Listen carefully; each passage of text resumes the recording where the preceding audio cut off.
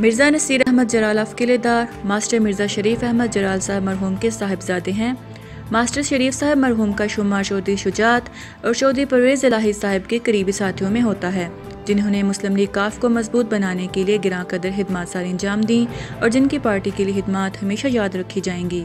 इनके नक्शे कदम पर चलते हुए इनके साहिबजादे मिर्ज़ा नसीर अहमद जलाल साहब मुस्लिम लीग काफ की जमात को अपने हल्के में मजबूत बना रहे हैं और इलाके की तमीर तरक्की के लिए हर वक्त कोशियां रहते हैं। इलावाजी जलाल राजपूत बरादरी के चश्मो चराग हैं और जलाल बरादरी को एक प्लेटफार्म पर जमा करने में इनका बहुत बड़ा अहम किरदार है। ये इनका मुख्तसर सा तारुफ था।